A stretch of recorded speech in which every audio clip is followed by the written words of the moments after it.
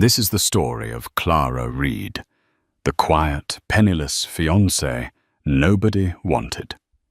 She was invited into one of the richest, most powerful families in New York, the DeWitts of Greystone Manor, only to be humiliated.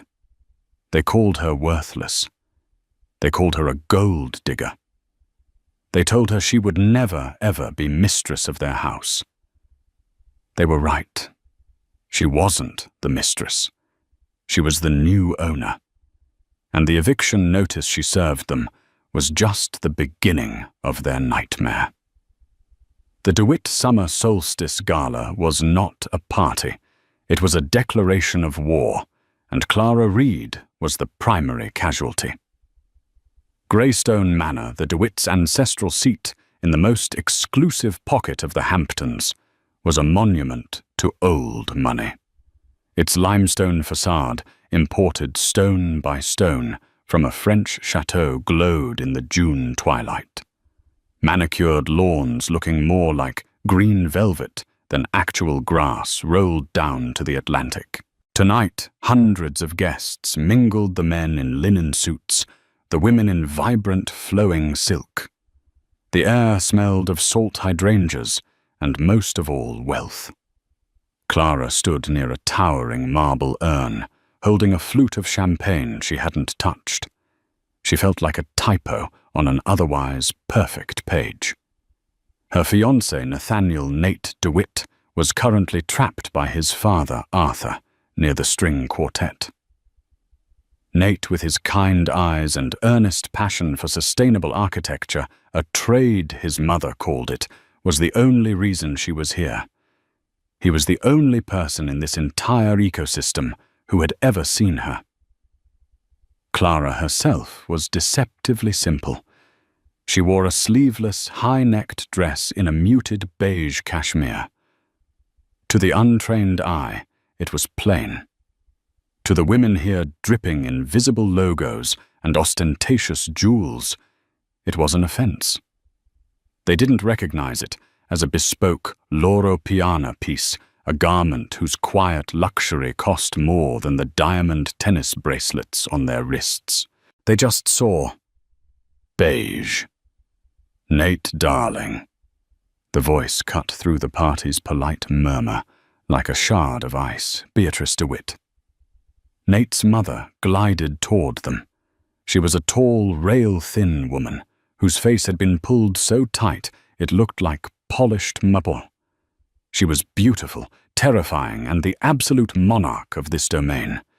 She kissed the air near Nate's cheek, her eyes never leaving Clara. You're letting your guest stand all alone. Clara isn't a guest, Mother. She's my fiancée. We're getting married here, remember? Nate's voice was tight. He hated this as much as she did. Beatrice gave a tinkling, brittle laugh. Of course. How silly of me.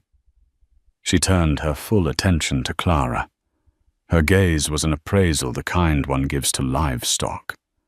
That's a sweet dress, dear. Did you find it in the village? Before Clara could answer, another woman joined them. Penelope Hayes.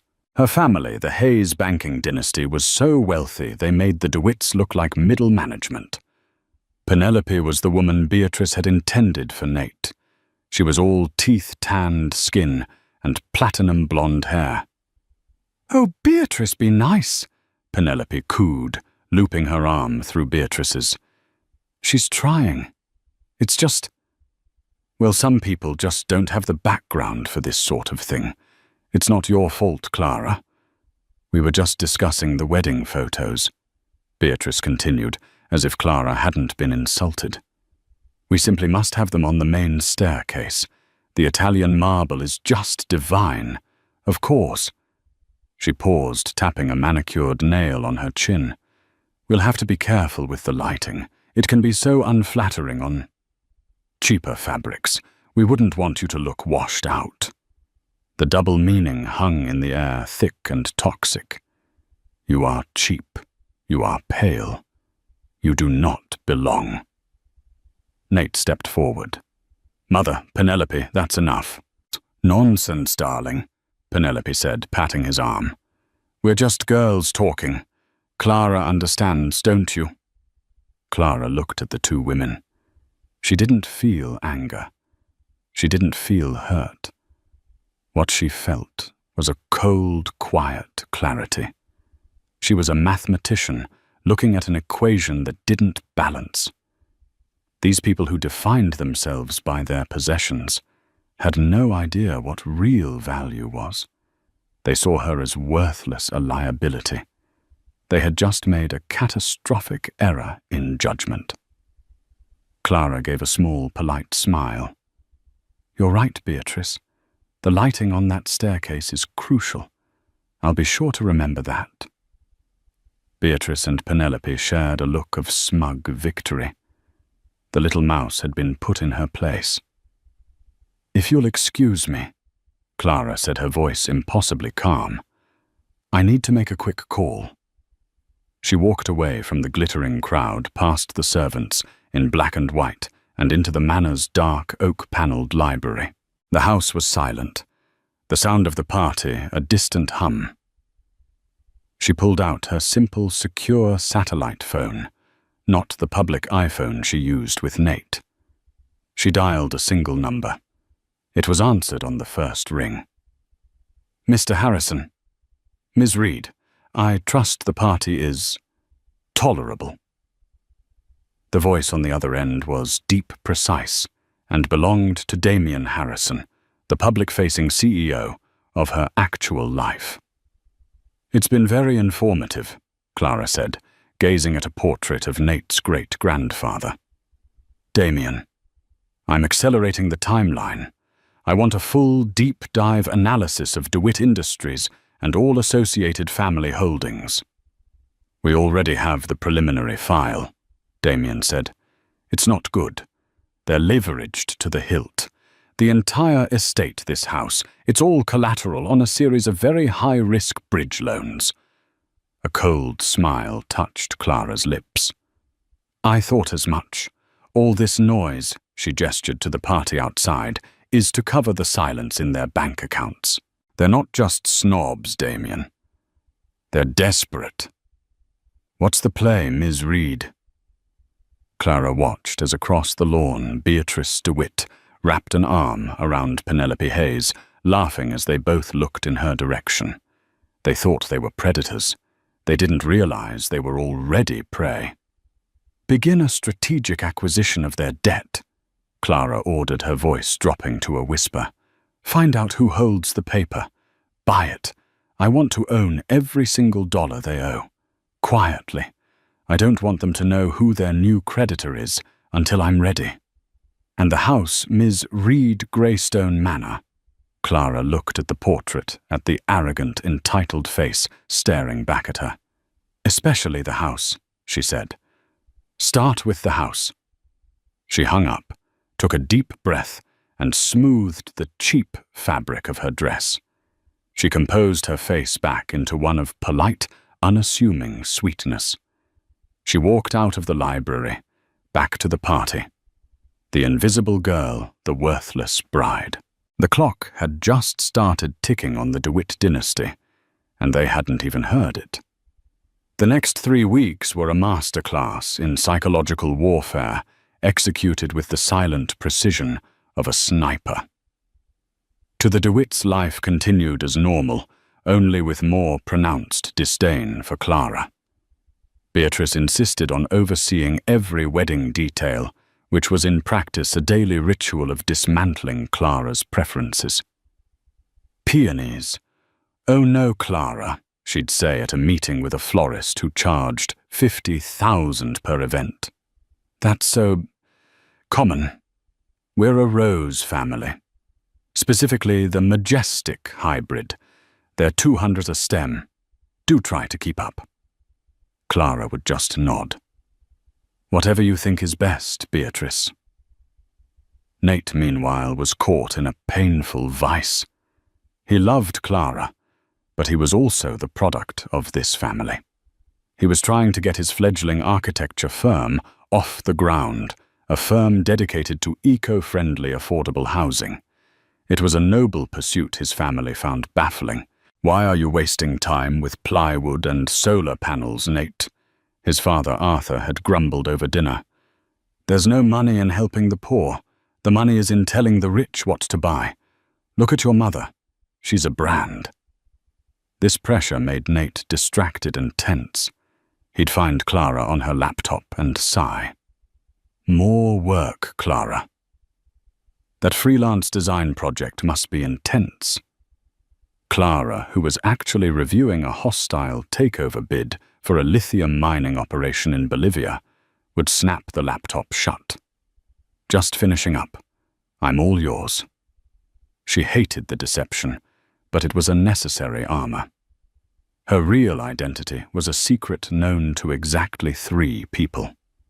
She was not Clara Reed, freelance graphic designer. She was AR, the sole anonymous chairwoman of Aura Holdings, a private equity Goliath so massive and secretive it made the Hayes' family bank look like a regional credit union. She'd inherited the seed of it from a reclusive, brilliant father she barely knew, and in 10 years she had quietly, ruthlessly grown it into an empire that specialized in silent acquisitions, buying distressed assets, restructuring them, and absorbing them.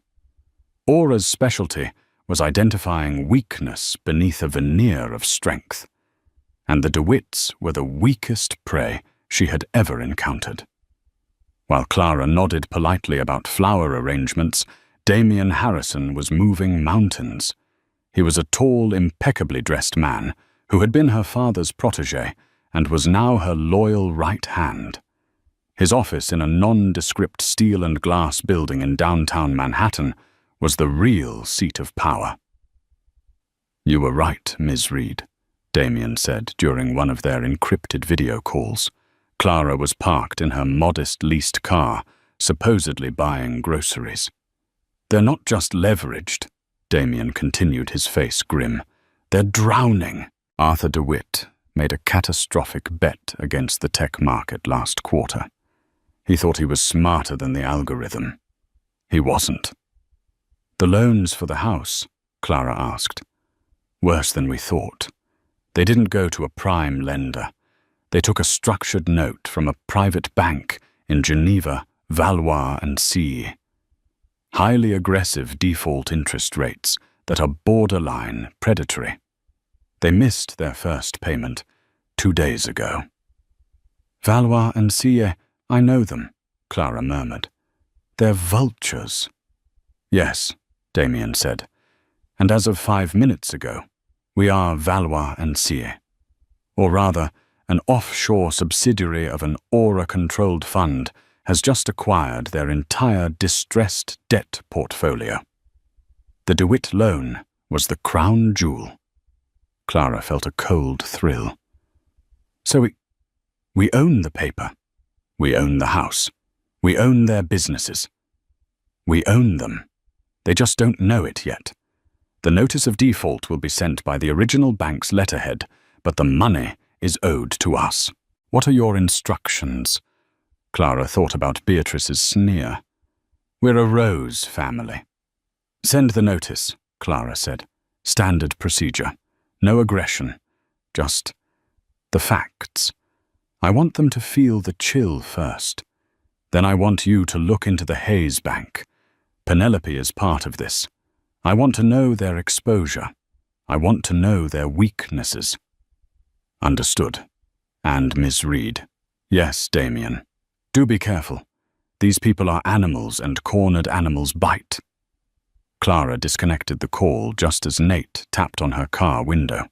She jumped, startled. "Hey," he said, smiling, holding up a bouquet of peonies. "I know my mother is a nightmare. I saw these at the farmer's market and thought of you." Clara's throat tightened. This was the man she loved.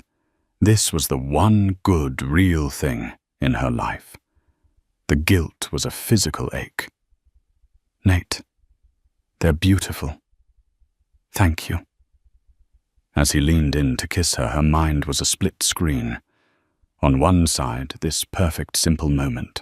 On the other, the cold digital confirmation that the first notice of default was now speeding toward Greystone Manor, a paper torpedo aimed straight at the heart of the DeWitt legacy. The first crack in the facade appeared 4 days later. Clara was in the kitchen, a room the family never entered, making herself a cup of tea. She heard a crash from the study. A heavy thud, followed by Arthur DeWitt's voice, raised in a way she'd never heard before. "What do you mean, non-negotiable? It's a simple extension. We're the DeWitts." Clara froze, listening. Beatrice's voice, sharp with fear. "Arthur, lower your voice. The staff, we'll hear you. What is it?" "It's the note. The Swiss bank. Valois. They're refusing to extend the payment. They're talking about the default clause." "What default clause?" "The one that, if we miss a payment, they can call the entire loan. Due in 30 days. All of it, Beatrice. $80 million. There was a long, terrible silence. Then the sound of a glass being swept off a desk. "$80 million! Beatrice shrieked. "You told me it was 20. You lied to me. It was a bridge to cover the market losses I was going to. You were going to what ruin us, this house. Arthur, this house is everything. This is my family's legacy. It was the only collateral they'd take. Then you will call them back," Beatrice commanded, her voice regaining its steel. "You will tell them who we are. And you will call Robert Hayes. Tell him we need a bailout. He'll do it. He wants Penelope to marry Nate. This is how we get rid of that worthless little mouse in the guest room. We make Nate see that he has to save his family." Clara slowly backed out of the kitchen, her heart hammering. They weren't just going to let the ship sink. They were going to sacrifice their son and her to stay afloat. They had no idea that the bank they were trying to appease and the woman they were trying to destroy were one and the same. The scent of panic became a visible fog that settled over Greystone Manor. The servants, a reliable barometer of household pressure, began to whisper. Mr. Henderson, the butler, who had been with the family for 40 years, suddenly looked ill. His usual stiff posture now slumped. Beatrice, however, went on the offensive. She doubled down on her cruelty, as if by insulting Clara she could somehow reverse her financial fate. The wedding, once a distant event, was now her primary weapon. "Nate, we must have a meeting about the cost of this," Beatrice announced one evening, cornering him and Clara in the conservatory. "Mother, we've been over this. Clara and I are happy with a small—" "Don't be ridiculous," Beatrice snapped. "A DeWitt wedding is a state event. It is not small, and frankly," she aimed her gaze at Clara, "given your lack of contribution, we must be realistic."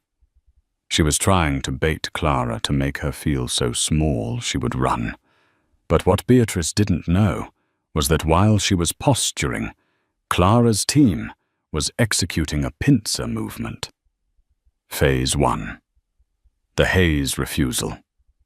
Arthur DeWitt, as instructed by his wife, made the most humiliating call of his life. He called Robert Hayes Penelope's father and the head of Hayes Mutual Bank. "Robert, my boy," Arthur blustered, trying to sound casual. "Bit of a cash flow hiccup. DeWitt Industries is just restructuring, you understand. I need you to extend me a line of credit. Say 90 million, just to tide us over." The silence on the other end of the line was deafening. "Arthur," Robert Hayes finally said, his voice cold. "I'm afraid that's impossible." "Impossible? Don't be silly. We're old friends. Our children. My bank's priorities are shifting, Arthur. We're moving into new markets, and frankly, your portfolio is toxic. We can't touch it. It's just business." Arthur was stunned. "But Penelope, and Nate, my daughter." Hayes said, his voice flat. is not a bargaining chip for a bad loan. I'm sorry, Arthur. My hands are tied. Arthur hung up the phone, his face ashen. Hayes Mutual was their last best hope. What Arthur couldn't possibly know was that 2 days earlier, Damien Harrison had met with Robert Hayes. The meeting wasn't about the DeWitts. It was about Aura Holdings offering to buy a 15% stake in Hayes Mutual's struggling Asian-Pacific division, an infusion of $3 billion in cash that would solve all of Hayes's overnight liquidity problems. The deal was contingent on Aura being their exclusive private equity partner. It also came with an unspoken but crystal-clear condition. The DeWitt family was to be cut loose. Robert Hayes, a banker above all, chose the $3 billion Phase 2.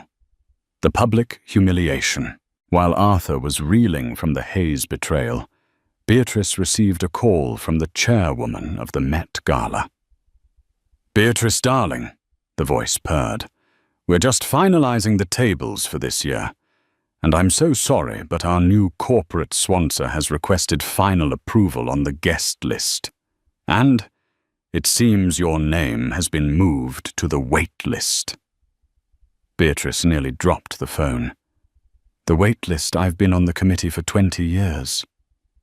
Who is this new sponsor?" "Oh, a dreadfully private group. Aura Holdings. I'm sure you've never heard of them. They're terribly low profile but unfathomably wealthy. And they've been very specific. My hands are tied, darling. Truly."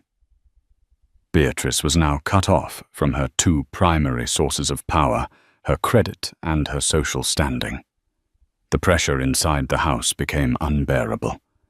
The DeWitts began to fight openly and viciously. "This is your fault," Beatrice shrieked at Arthur in the middle of the foyer. "Your idiotic investments. You've ruined us, decades of legacy gone." "My fault," he roared back. "Who insisted on the new wing, the essential re-landscaping? The $500,000 for that ridiculous gala last month. You've been spending money we haven't had for 10 years. In the midst of this, Nate found Clara. He looked exhausted, his eyes haunted. "Clara, my family is falling apart," he confessed, his voice breaking. "My father, he's locked in his study. My mother is. I've never seen her like this. It's all about money. This house, I think we're going to lose it." Clara took his hands. They were cold. "Nate, it's just a house." "It's not to them," he said, anguish in his voice. "It's their whole identity. And now my mother is blaming you." As if on cue, Beatrice stormed into the room, her face a mask of rage. She had just gotten off the phone with her lawyer, who had informed her that Valois and Sierre was not only refusing to negotiate, but had sold their debt to an unidentified private holding company that was completely unreachable. She pointed a trembling finger at Clara.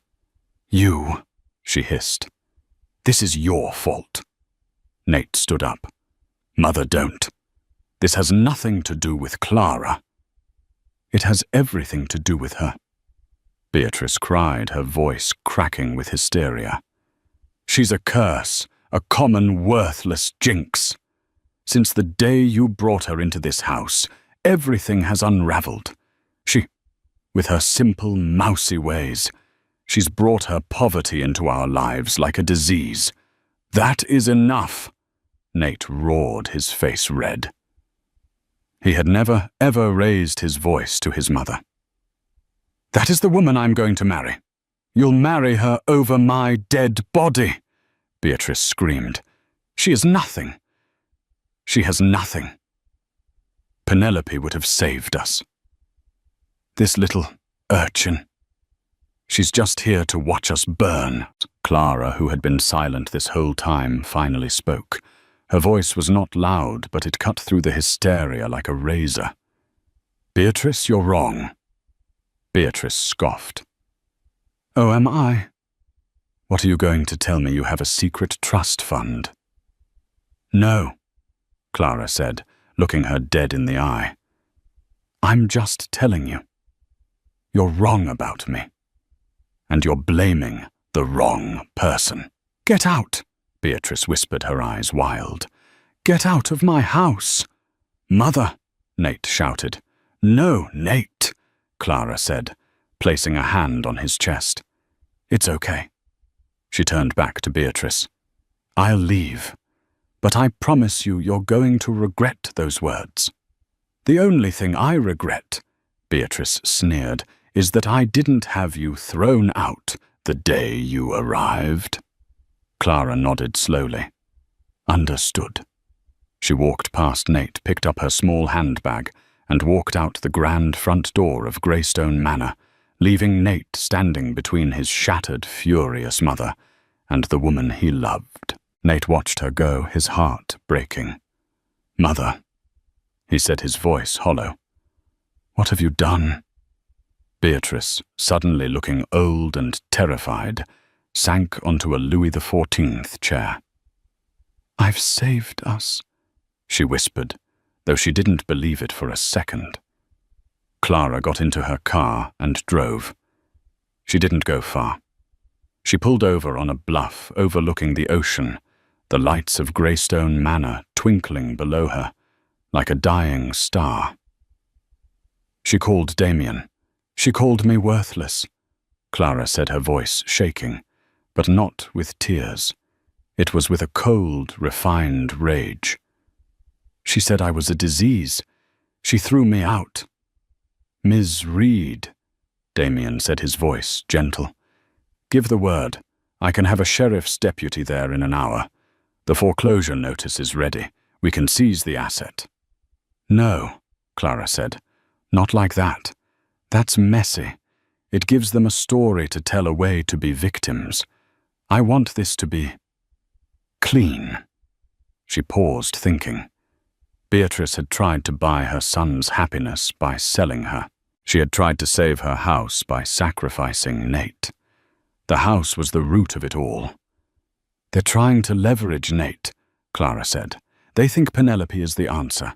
They still think they have an exit. I need to take away all their exits. Then I want to make them an offer.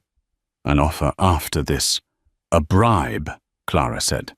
"But not from me to them, from them to me. I'm going to give Beatrice one last chance to do the right thing. And I'm going to make sure she fails." The next 2 days were the longest of Nate's life. He and his mother did not speak. He stayed in his room, calling Clara's phone repeatedly, but it went straight to voicemail. He had no idea that her public phone was currently sitting in the glove box of her car, while her real phone was facilitating the final crushing moves of her strategy.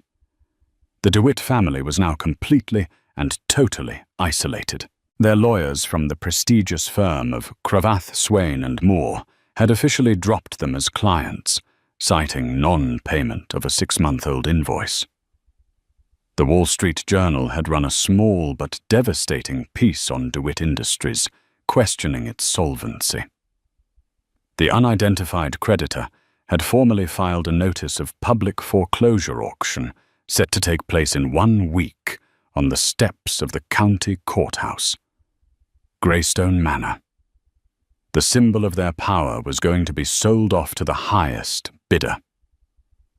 Beatrice DeWitt was no longer a queen. She was a cornered animal.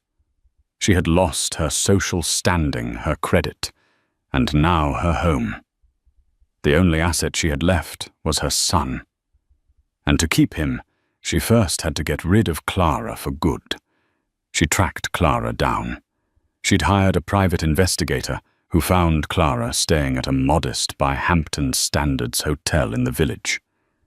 Beatrice didn't call. She simply arrived. Clara was in the hotel's small business center on her laptop. She looked up, and there was Beatrice DeWitt, dressed in a Chanel suit, looking utterly out of place against the beige floral wallpaper. "We need to talk," Beatrice said. It wasn't a request. Clara slowly closed her laptop. "I don't think we have anything to say to each other, Beatrice." "Don't be insolent," Beatrice snapped, sitting opposite her. "I'm here to finalize things. You've made your point. You're angry. Fine.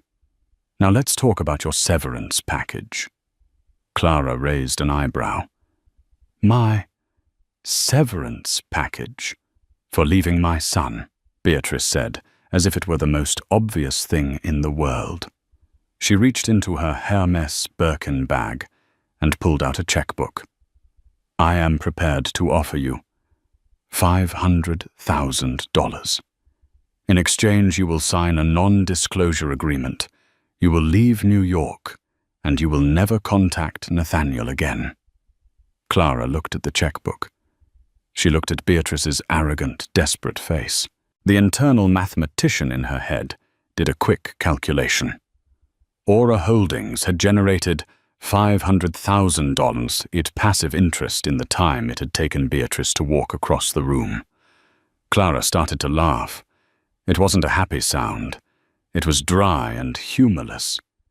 Beatrice's face tightened. "Do you find this funny?" "That is more money than you or your entire family have ever seen." "Oh, Beatrice," Clara said, leaning forward. "You really have no idea, do you? You have no idea what's happening. I know that you are a temporary problem I am now solving. Take the money, Clara. It's the only smart move you have left. Go buy yourself, I don't know, a nice little apartment somewhere in the Midwest." Clara leaned back. The moment she had been waiting for. The final damning piece of evidence. "Tell me, Beatrice," Clara said, her voice dropping to a conversational tone. "This $500,000, where is it from?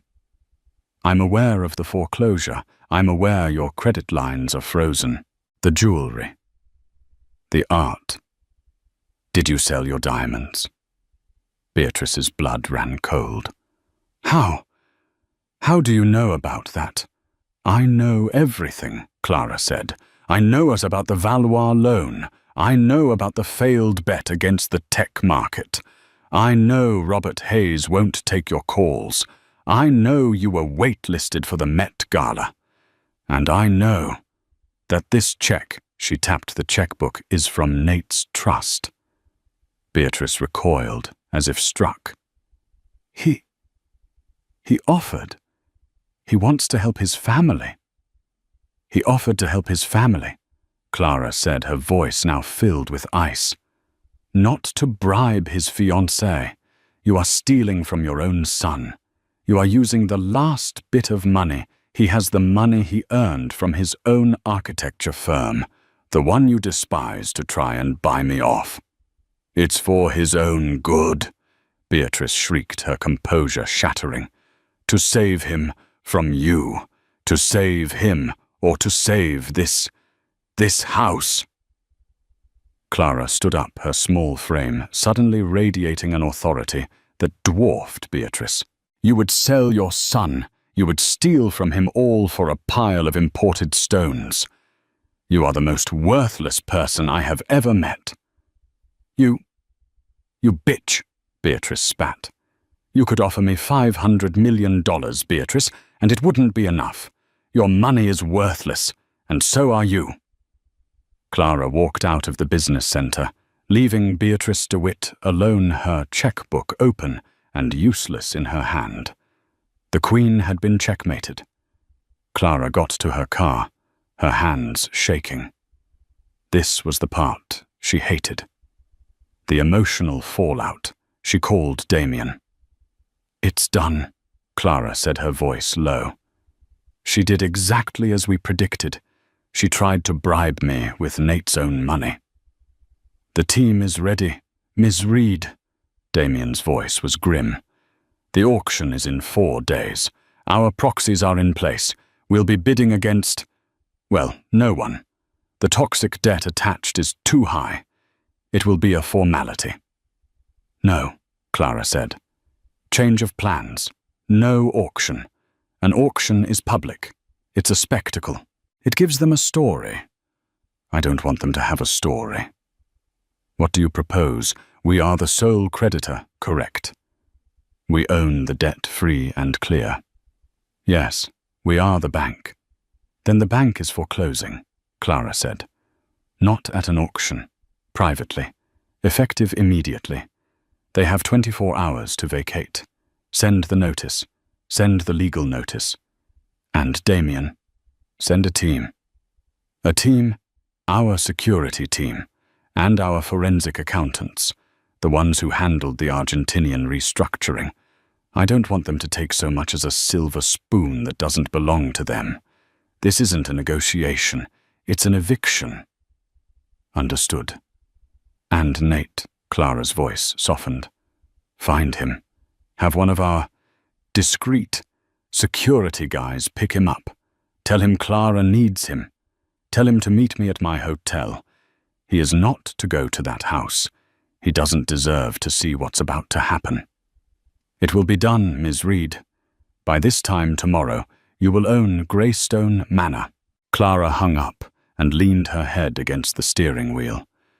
She had just signed the death warrant for a family. She felt no joy, only a grim, weary sense of completion. The cancer had been located. Now it was time to cut it out. It was raining. Not a gentle summer shower, but a cold, driving, angry deluge that turned the perfect green lawns of Greystone Manor into a field of mud. At 9:00 a.m., 3 black, unmarked SUVs pulled up the long gravel driveway. They did not pause at the gate. They drove straight through it. Beatrice DeWitt, who hadn't slept, saw them from her bedroom window. She assumed it was the bank, or perhaps more lawyers coming to plead with them. She ran down the main staircase, the one she had forbidden Clara from using, and flung open the massive oak doors. "Who are you?" she demanded. "You are trespassing." Damien Harrison stepped out of the lead vehicle. He was in a dark, bespoke suit, holding a black umbrella. He looked as if he were attending a funeral. Behind him, 6 men, 2 in suits, 4 in severe, tactical-looking security uniforms emerged and fanned out. "Ma'am, you are trespassing," Damien said, his voice polite, but utterly final. He held up a leather-bound folder. "I am Damien Harrison, representing Aura Holdings, the sole creditor and new legal owner of this estate. This is a writ of seizure. You and Mr. DeWitt have 60 minutes to collect your personal effects and vacate the property." Beatrice stared at him, the rain plastering her hair to her face. "Aura Holdings, I don't understand. The auction, it's not for 4 days.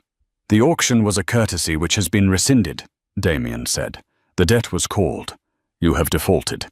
The asset has been seized. Our forensic accounting team," he gestured to the men in suits, "is here to take inventory. Our security team," he gestured to the others, "is here to ensure a smooth transition." "You can't," Beatrice shrieked. "This is our home." "It was your home," Damien corrected. "It is now an asset of Aura Holdings." Arthur DeWitt stumbled out, pulling a robe on over his pajamas. "What is this? What's going on?" "These people, they're throwing us out," Beatrice cried. "Mr. DeWitt," Damien said, nodding to him. "The property at 1400 Ocean Bluff is now forfeit. Please cooperate." "Cooperate? I'll call the police. I'll call my lawyer," Arthur blustered. "Your lawyers are no longer your lawyers," Damien said, checking his watch. "And the police have already been notified of this transition. They are on standby should you refuse to comply. You have 58 minutes. The accountants, without a word, walked past the DeWitts and into the house. They began in the foyer, opening a laptop, their fingers flying, taking photos and tagging assets. "The French impressionist over the fireplace," one said. "Monet. Scène at Bougival. Tag it. The 17th century tapestry. Tag it." Beatrice let out a sound of pure, primal despair. "No. No. No." She turned on Arthur. You did this. You weak, useless old man. You've ruined me. Me!" he shouted back, his face purple. "This is what you wanted. The parties. The jewels. The image." As they screamed at each other on the front steps in the pouring rain. A third car pulled up, a simple rented sedan. Clara Reed stepped out, holding a small umbrella. She had spent the morning with Nate. He had arrived at her hotel terrified after being picked up by a driver who said Clara was in trouble. She hadn't told him everything, just that his parents were in financial trouble and that she had to fix it. He was confused, but he was with her.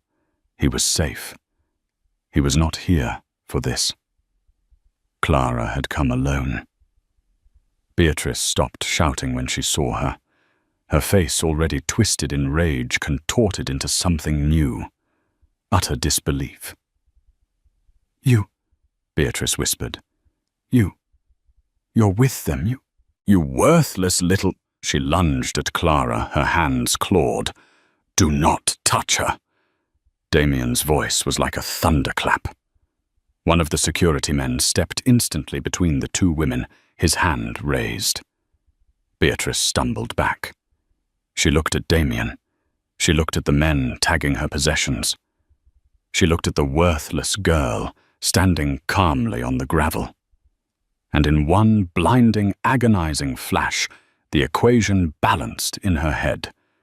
The anonymous, low-profile, new sponsor of the Met Gala. Aura Holdings, the unreachable creditor. Aura Holdings, the girl who had laughed at a $500,000 bribe, the girl who knew every detail of their finances, the girl who had been at the house listening, watching, analyzing, the girl named Clara Reed. A.R.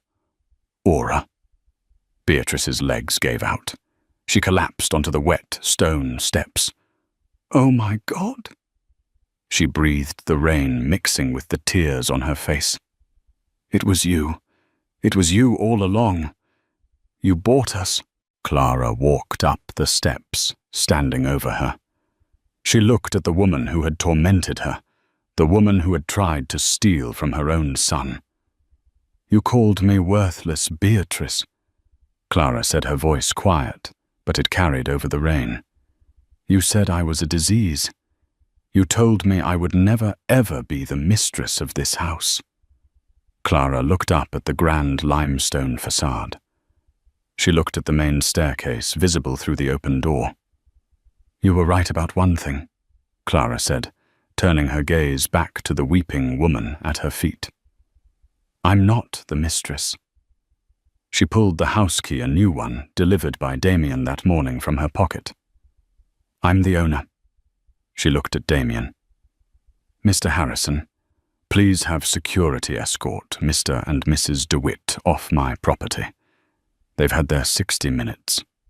"Clara, please," Arthur begged, all the fight gone, just a broken old man in a bathrobe. "Nate. Where is Nate? Nate, help us." "Nate isn't here," Clara said, her voice hard. "I made sure he wouldn't have to see this. He's a good man, and he deserved a better family than you. You have 5 minutes to get in your car, or you will be arrested for trespassing." Beatrice just sobbed a horrible, racking sound. The security guards gently but firmly lifted her and Arthur by the elbows. They were led stumbling and broken to a single Mercedes, parked in the garage, the only car that was paid off, which Clara had generously allowed them to keep.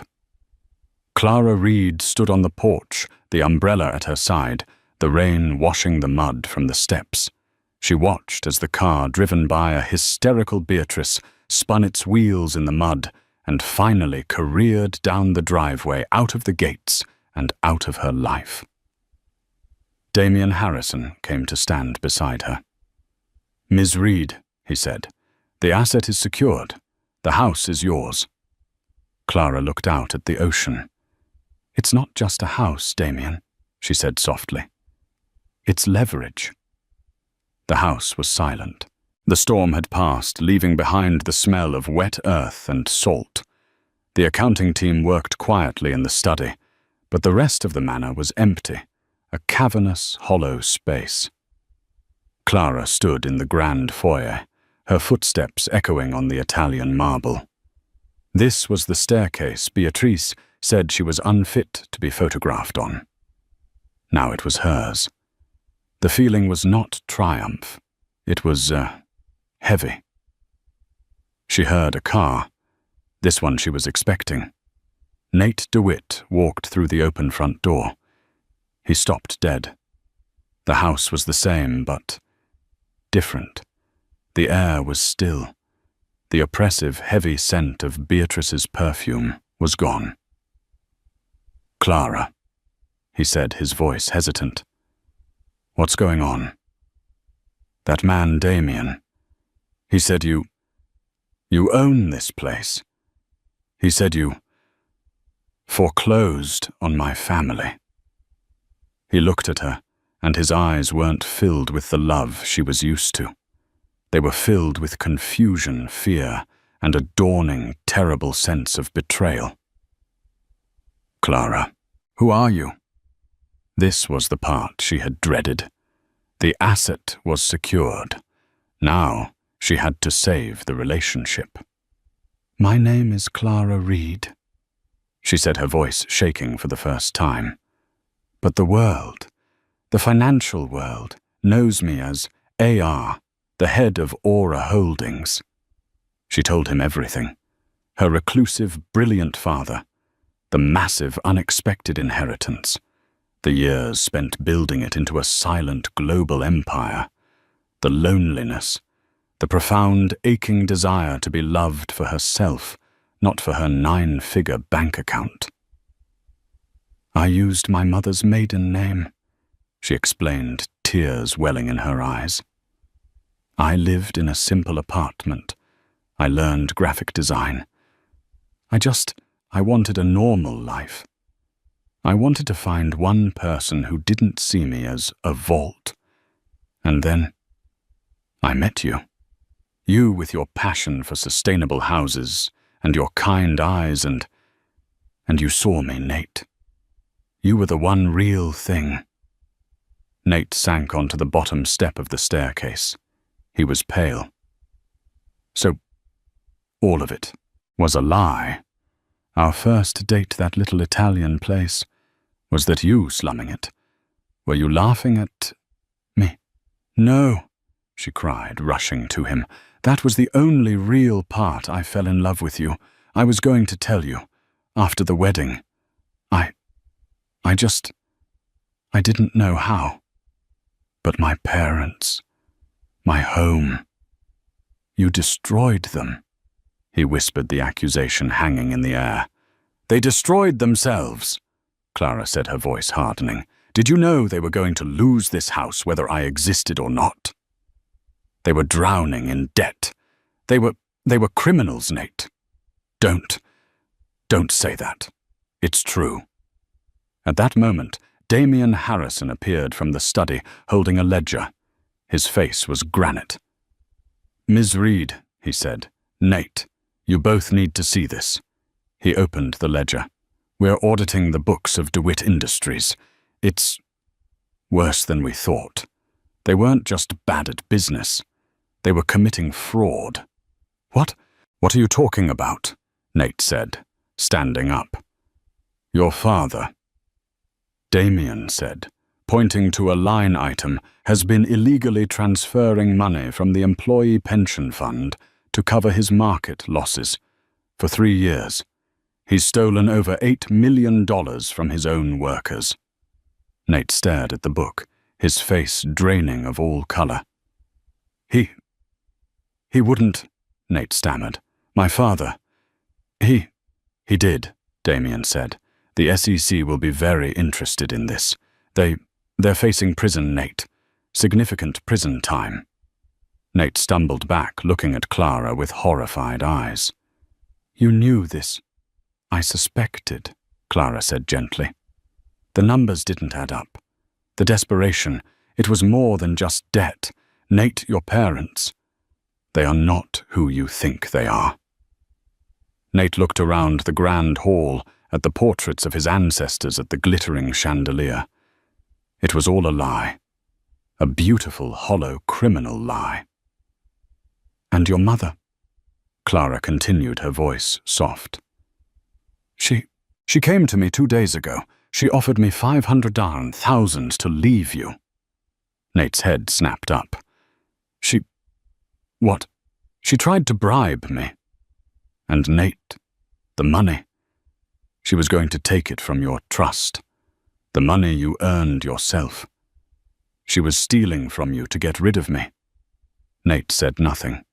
He just walked to the window, looking out at the ruined gardens.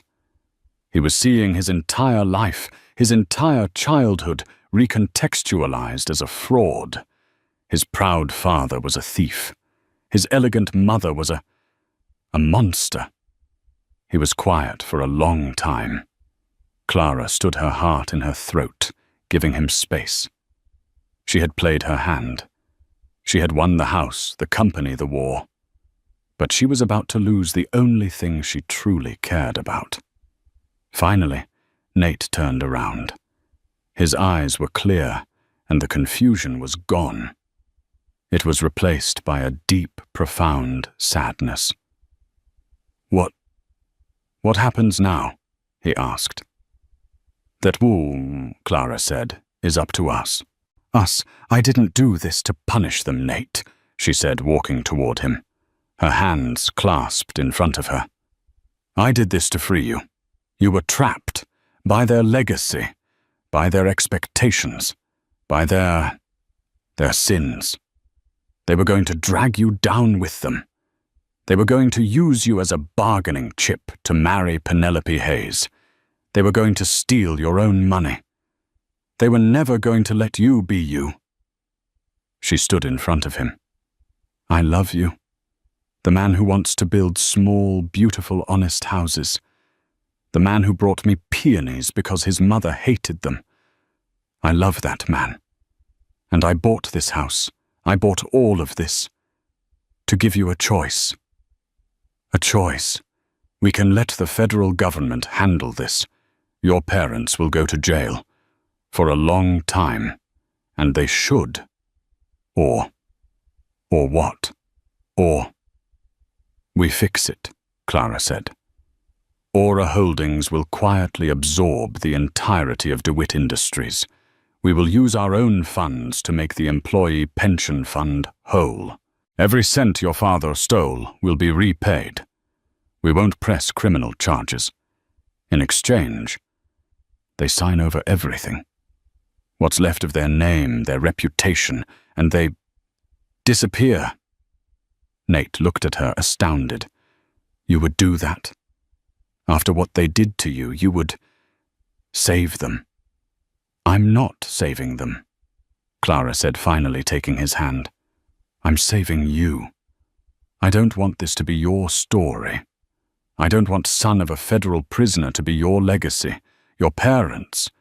They'll be left with a small stipend, enough to live on, a small condo somewhere.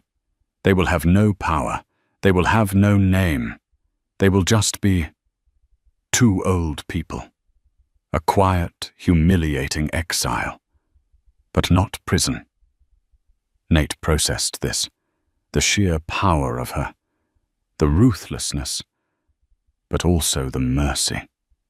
He looked at her. Really looked at her. The quiet girl was gone. In her place was this queen, this brilliant, terrifying, and surprisingly compassionate woman. You're incredible, he breathed. You're the most terrifying and incredible person I have ever met. Is that a bad thing? She whispered. He pulled her into his arms, burying his face in her hair. No, he said, his voice thick with emotion. It's not. I need a minute.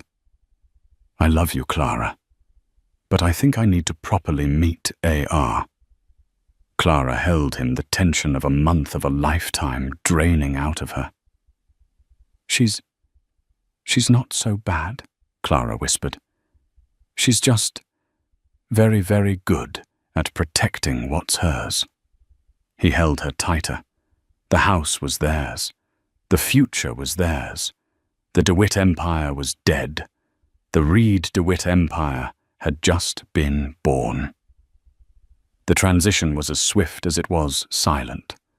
To the outside world, it appeared that the over-leveraged DeWitt Industries had been saved in a last-minute acquisition by the enigmatic Aura Holdings. The Wall Street Journal praised the move as a shrewd absorption of legacy assets. There was no mention of foreclosure, no word of fraud. Damian Harrison handled the negotiations with Arthur and Beatrice. It was not a negotiation. He met them at a sterile lawyer's office in the city. They looked small and grey. They signed. They signed away their company. They signed away their name. They signed a non-disclosure agreement, so ironclad that if they even whispered the name Clara Reed, they would be destitute. In return, Aura Holdings wired $8.2 million into the DeWitt Industries pension fund and set up a small anonymous trust that would pay for a rented 2-bedroom condo in a gated community in Boca Raton, Florida, the ultimate punchline for New York old money snobbery. Penelope Hayes, upon hearing the DeWitts were broke, and Clara Reed was in fact one of the richest women in the world, attempted a desperate pivot. She sent Clara a fawning, cringing email apologizing for her playful teasing and suggesting they partner on a charity. Clara forwarded the email to Damian. Damian had Aura's legal team send back a one-sentence cease and desist letter. Penelope was never heard from again. Greystone Manor was renovated. Clara didn't gut it. She healed it. She let in the light. The heavy dark draperies were replaced with light linen. The oppressive dark portraits of DeWitt ancestors were put in storage, replaced with a stunning collection of modern female-led art. Nate, for his part, went through a period of mourning, not for his parents, but for the childhood he thought he'd had. He and Clara talked. For weeks they just talked. He learned about her, the real her. She learned about him, the man freed from his legacy. He didn't want to be a part of Aura. He didn't have the head for that kind of cutthroat finance. Good, Clara told him. I have the killer instinct. I need a moral compass. I need a partner. So they formed a new division, the Aura DeWitt Foundation. With a $5 billion endowment, its sole mission was to fund and build the kind of revolutionary, sustainable architecture Nate had always dreamed of. He wasn't just building houses, he was building new cities. He was no longer a trade. He was a visionary. They didn't have a grand wedding at the manor. They eloped. One afternoon in October, with only Damian Harrison and his wife as witnesses, they were married in the back garden of Greystone Manor, overlooking the ocean. Clara wore a simple white dress. Nate wore a blue suit. They wrote their own vows. It was real. 6 months later, the doors of Greystone Manor opened for their first gala. It wasn't a party. It was the launch of their foundation. But their true debut as a couple was 2 weeks later at the Met Gala. Clara Reed, once mocked for her cheap dress, now stood at the top of the steps, not as a guest, but as the chairwoman of the event. She wore a custom Schiaparelli gown, a sculptural masterpiece of black and gold. It wasn't loud. It was art. It was power. At her side, Nate was not in her shadow. He was her equal, looking sharp and confident in a custom Tom Ford tuxedo. A journalist from Vogue, recognizing them as the new power couple, rushed over. "Ms. Reed, Mr. DeWitt." "What a story," the journalist gushed. "Ms. Reed, there are rumors that your acquisition of DeWitt Industries and Greystone Manor was, well, personal. That you bought it out of spite." Clara looked at the journalist. She looked at the cameras. She looked at Nate, who squeezed her hand. She smiled a genuine, warm smile that reached her eyes. "Spite is a terrible investment," Clara said, her voice clear and strong. "I don't buy things I don't value." She turned and looked at her husband, the love for him open and visible for the whole world to see. "I bought it," she said, "because it was home." And that's how the worthless bride showed them all the true meaning of value. The story of Clara and Nate isn't just about revenge.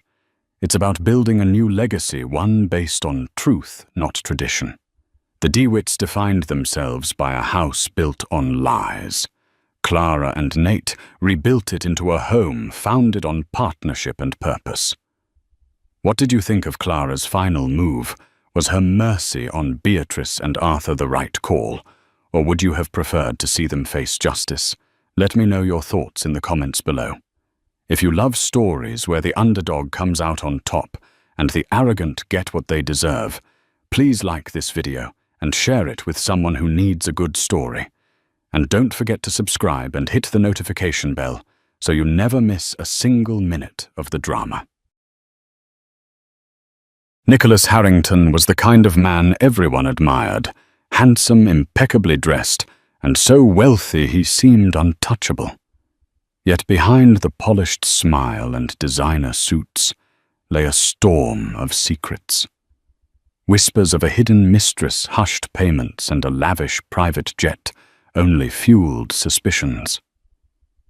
Meanwhile, his pregnant wife, Vivian, presented the perfect picture of elegance, but her gentle demeanor hid a fierce determination. When rumors morphed into revelations and heartbreak morphed into fury, Nicholas found himself caught between two formidable women.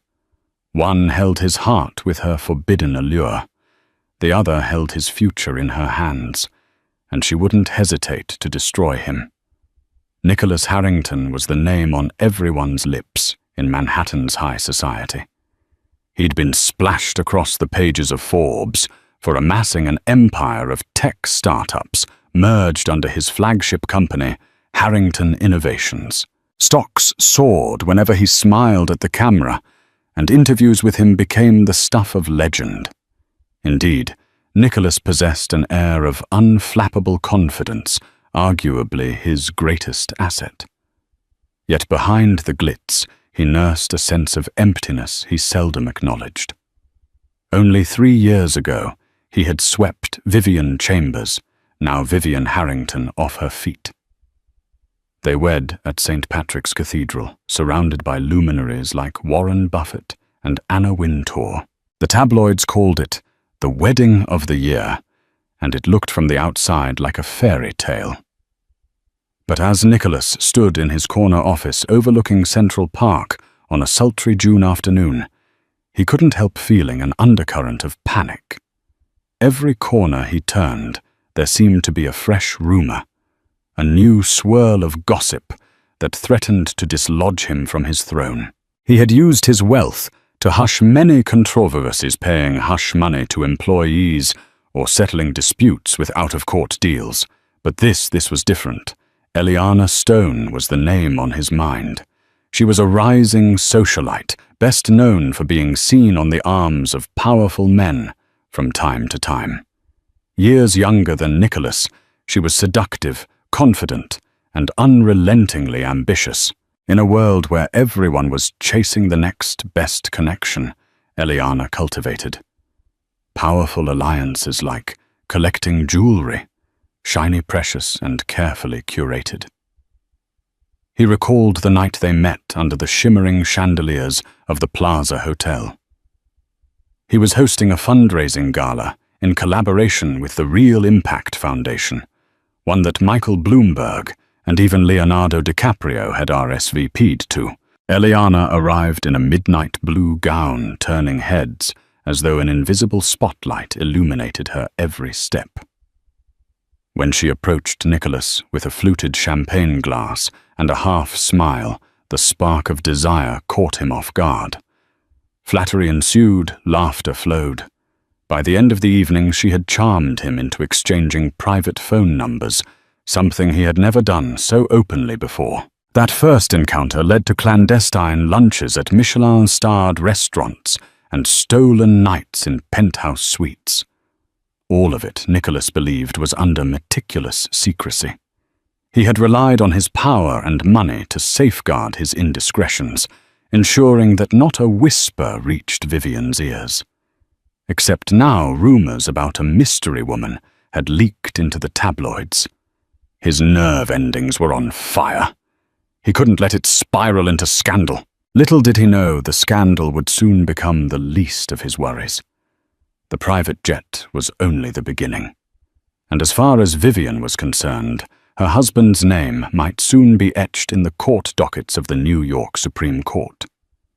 Vivian Harrington was as poised as she was intelligent. A Harvard graduate who once studied under the tutelage of Dr. Elizabeth Warren. Vivian had her own promising career in international law before dedicating herself to philanthropic work. She was the woman who believed in justice and fairness, raising millions for global women's education initiatives through her foundation. Yet inside the walls of her Park Avenue penthouse, she increasingly felt like a naive girl in a dangerous adult world.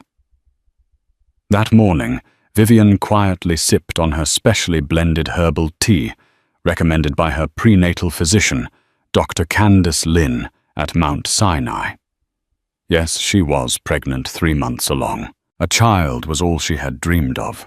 For the last year, an addition to the home she and Nicholas were supposed to build together. Instead, she sensed him drifting day by day. She tried not to let insecurities get the better of her. Nicholas was a busy man, an empire builder with thousands of employees relying on him. She told herself that his stress was natural. But when Vivian discovered a suspicious envelope tucked into his desk, her illusions began to crack. Inside was an invoice from a private aviation company referencing a Gulfstream G650 acquisition. The aircraft cost a staggering sum, tens of millions of dollars, and the name on the delivery address was not Harrington Innovations, nor Nicholas Harrington. It read, Eliana Stone. At first, Vivian's mind refused to process the implications. A private jet in another woman's name. Perhaps it was a business arrangement or a philanthropic gesture for a charitable venture. She fought to rationalize it. But the pit in her stomach deepened when she remembered her girlfriends whispering at a recent luncheon about a high-profile mistress rumored to be kept by a certain Manhattan billionaire. Nicholas had brushed off those rumors with a confident laugh, insisting they were about some fool with more money than sense. Over the next several days, her morning sickness became more severe, compounded by the mental anguish swirling within her. Confusion threatened to knock her off balance. She remembered Nicholas once promising her the world I will go to any length to keep you happy, he had said on their honeymoon in Santorini. Vivian reached out for help in the only way she trusted. She called her best friend and confidant, Dr. Elise Parker, a renowned psychologist. Elise provided a listening ear, but warned her to gather more information before confronting Nicholas. After all, if he was truly funneling money into a mistress, there might be deeper layers at play. Vivian tried to calm herself, but that single invoice refused to disappear from her thoughts. She spent nights thinking of the unborn child within her, a child who deserved a stable family, a healthy father, and a mother who wasn't paralyzed by betrayal. As the seeds of suspicion took root, her resolve hardened. She would not be deceived. Vivian Harrington was about to embark on a path that would shake her marriage to its core. Eliana Stone didn't see herself as a mistress, let alone a kept woman. To her, that term was archaic, reserved for women lacking agency. Eliana considered herself a strategist. A Denver native, she had relocated to New York in her early 20s, chasing a career in fashion design. Yet she quickly discovered that her real talent lay in navigating social circles. She was bright, persuasive, and adept at reading a room. Once she found her way into Manhattan's elite gatherings, she leveraged her beauty and wit to forge relationships with the city's movers and shakers. On one particularly humid evening, Eliana stepped out of a black Escalade in front of a private hangar at Teterboro Airport. The manager of the facility, Richard Combs, an old friend she had once dated, casually greeted her with a wary smile. He handed her a set of documents referencing the brand-new Gulfstream G650 that unbelievably Nicholas Harrington had purchased in her name. Eliana was no stranger to lavish gifts. She had once been flown to Dubai by a European royal who wanted nothing more than her presence on his yacht. She had a closet full of designer items bestowed by admirers, but this private jet was on another level. Her heart hammered as she read the certificate of ownership. Nicholas had confided in her that he wanted to ensure her comfort for traveling to philanthropic events and business summits abroad.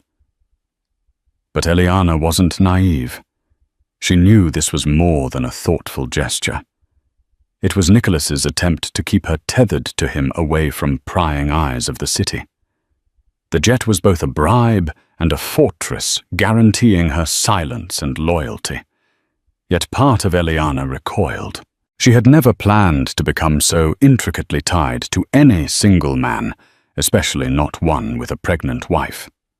The tabloids had begun sniffing around, and she feared the blowback that might fall on her if she found herself in the crosshairs of Vivian Harrington's circle. Vivian was formidable. Harvard-educated philanthropic, loved by Manhattan's elite. One misstep, Eliana reasoned, and it could be game over for her carefully curated image. Eliana contemplated her next steps.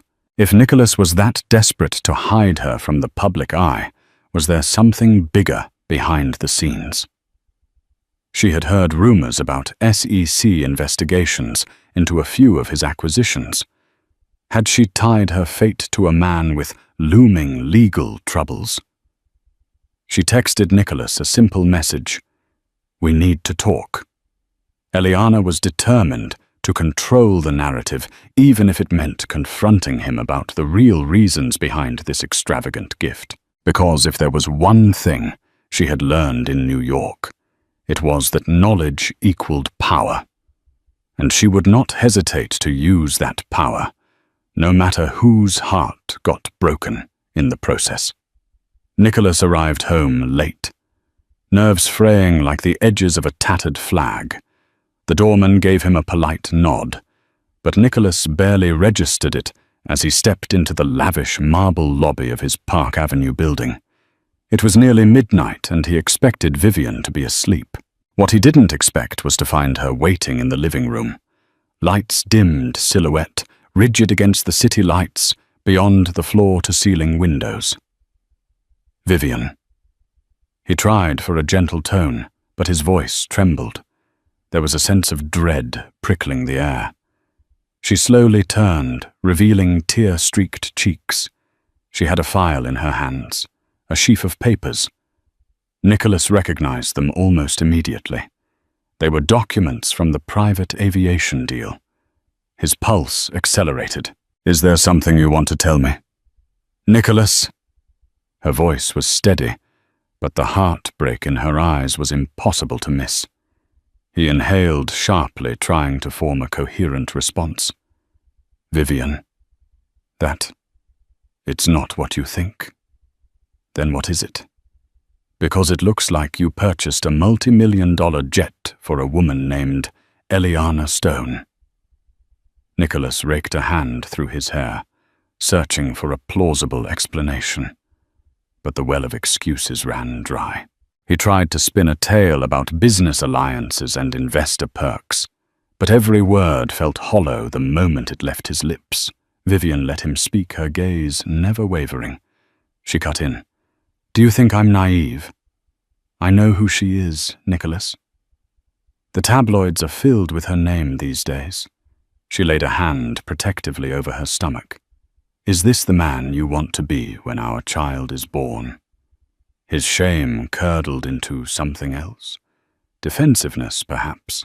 "I never asked for any of this," he muttered, voice tight.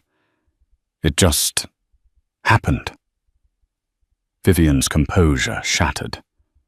"Things don't just happen, Nicholas. You've built an empire out of your ability to control events, so don't tell me you suddenly lost control." She waved the documents in his face. "We're talking about tens of millions of dollars. Our child's future. Our marriage." She turned away as though she couldn't bear to look at him any longer. "You need to decide, Nicholas. Decide what you want before I walk out of here." Staggered by the ultimatum, Nicholas tried to approach her, arms outstretched. She recoiled. "Don't," she warned. "Just don't." As he watched the woman he once adored disappear behind the bedroom door, Nicholas realized that his well-maintained double life was crashing into pieces. In that moment, it dawned on him what he feared most was not losing money or reputation. It was losing Vivian and the life they had planned for their unborn child. While Nicholas scrambled to pacify Vivian and keep Eliana in check, the corporate underbelly of Harrington Innovations was churning. A federal probe long rumored among financial circles was heating up. The Securities and Exchange Commission, SEC, had launched a quiet investigation into possible insider trading and irregularities in the company's recent mergers. At first, it was a mere whisper, circulating among high-powered attorneys at Cravath, Swaine and Moore, one of Manhattan's most prestigious law firms. But soon, Nicholas's top legal advisor, Henry Caldwell, confirmed that the whispers were real. Nicholas had always regarded Henry as a loyal strategist, a bulldog in court who could fend off anything. But even Henry seemed uneasy at the magnitude of the inquiries. Nicholas sat in his corner office gazing out at the skyline as Henry laid down the facts. "They're sniffing around the TechCore acquisition from last year, and the deal with Agnelli Biotech. They claim a tip-off about false financial disclosures." Nicholas felt a pang of paranoia. Could these investigations connect to the hush money he'd funneled to secure Eliana's silence, or the extravagant private jet purchase that was linked on paper to Stone Enterprises, one of her front companies? He had always believed that the pillars of his empire were unshakable, built on legitimate business moves. Yet, in an era of eagle-eyed regulators, no slip went unnoticed. And with the tabloids abuzz over his alleged affair, he worried that a scandal might offer investigators the perfect opening to dig deeper. The SEC was known to exploit personal controversies to pressure executives into cooperation or confessions. Henry Caldwell exhaled and tossed a folder on Nicholas's desk. "We need to distance any questionable transactions from your personal finances. Make sure the board has your back, or we risk a revolt once this becomes public." The notion of a board revolt rattled Nicholas. He had cultivated an image of supreme leadership at Harrington Innovations. But if the directors began to fear for their own reputations, loyalty could vanish. In a twist of timing, Eliana chose that evening to call him in a frantic state. She had been summoned for questioning by the SEC to clarify her involvement in Stone Enterprises. Eliana sounded panicked. "Nicholas, they're asking about the plane. They want to know if Stone Enterprises has any stake in Harrington Innovations. I'm not going down for this." Nicholas clenched his jaw. "Keep calm. I'll handle it," he said, though he had no immediate plan. Beneath the shimmering surface of his life, the ground was quaking. Between a pregnant wife who threatened to leave him a mistress who could crumble under investigative pressure and a looming federal probe, Nicholas sensed the perfect storm gathering strength. If he didn't move swiftly, everything he'd built and everyone he cared about might be swept away. Vivian noticed a distinct shift in the atmosphere at charity luncheons and social gatherings. Friends who once flocked to her side now had a certain guardedness in their eyes. She couldn't decide if it was pity judgment or both. As rumors spread about Nicholas's affair, sympathy for the pregnant wife was overshadowed by the thrill of gossip. Even her long-time confidant, Serena Van Doren, heiress to a real estate fortune, seemed more interested in gleaning scandalous details than offering emotional support. But not everyone turned away. An unexpected ally emerged in the form of Tristan Zhao, a brilliant defense attorney from Cravath, Swain and Moore, who happened to be a distant cousin of Vivian's. When he caught wind of the SEC's investigation and the swirling allegations against Nicholas, Tristan reached out privately. "Vivian, I'm here if you need help.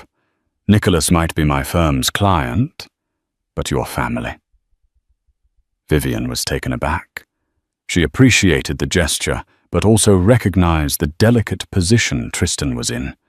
Representing Harrington Innovations meant he had to safeguard Nicholas's interests. Yet Tristan made it clear. "My loyalty is to truth and justice. If you're in legal jeopardy, or if you suspect wrongdoing that affects you and your child, I'll point you to the right resources." Meanwhile, Eliana found herself cornered by an unexpected visitor, Frederick Klein, a tabloid journalist known for his cutthroat tactics.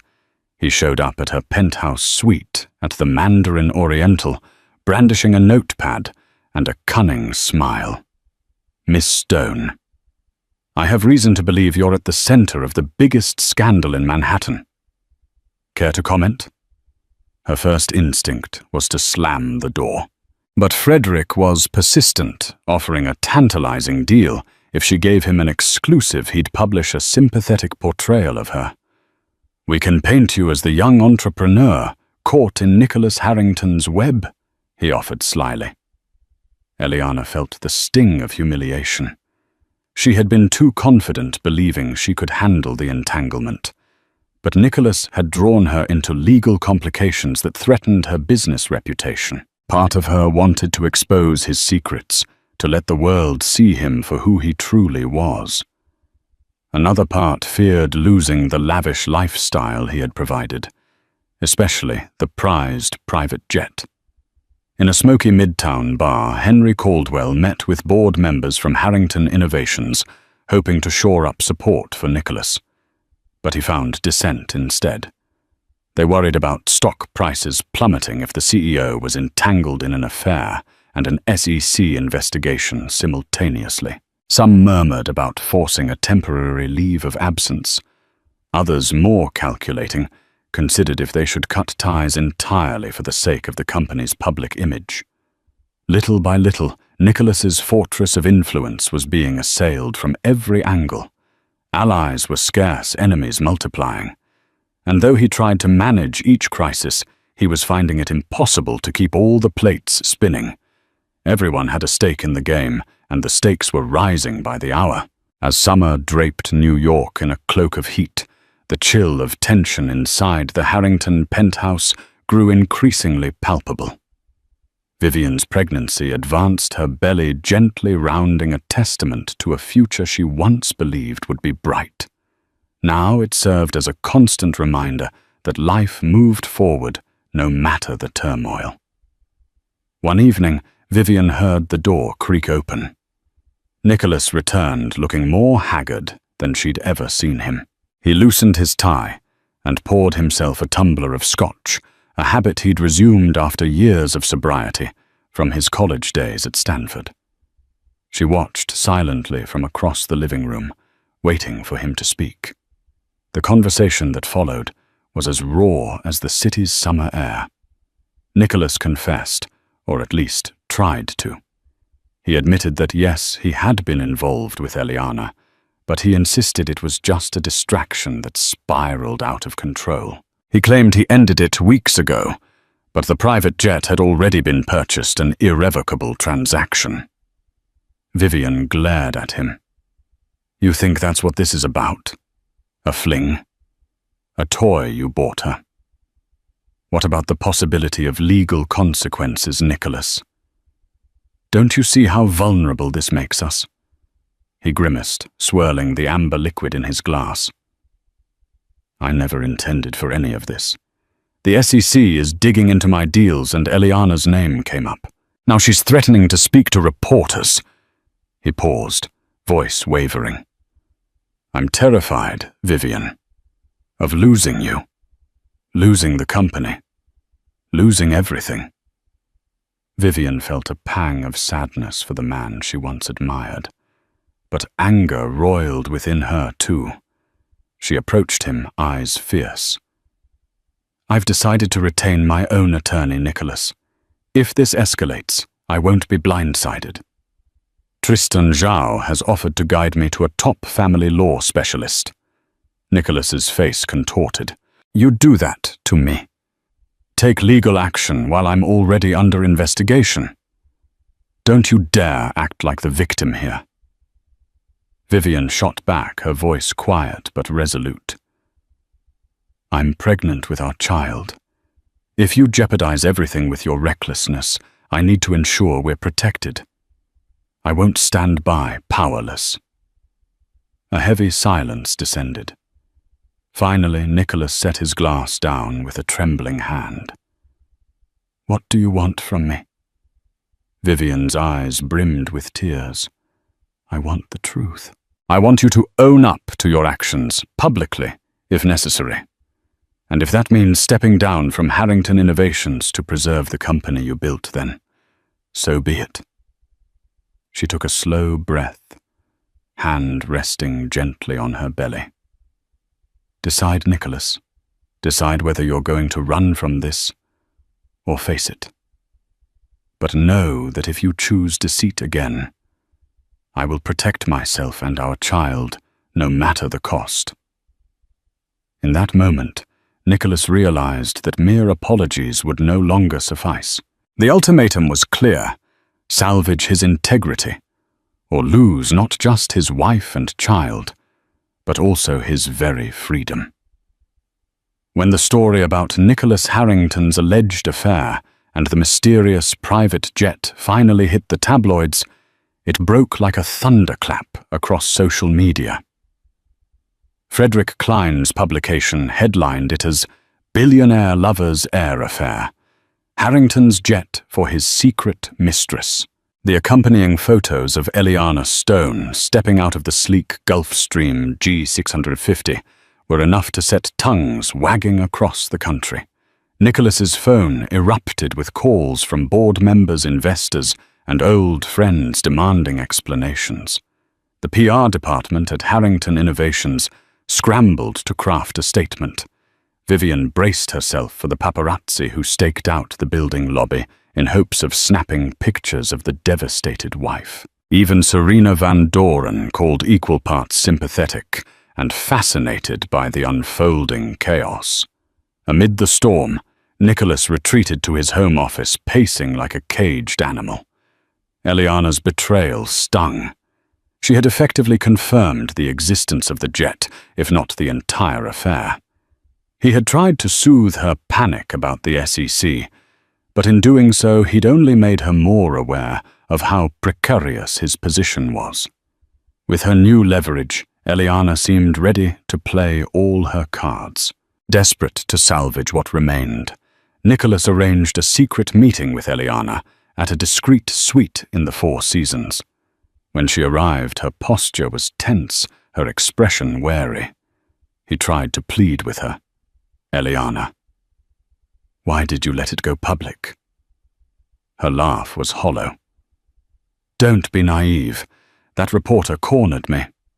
My silence was worthless once the SEC got involved. Are you aware they're asking for my financial records?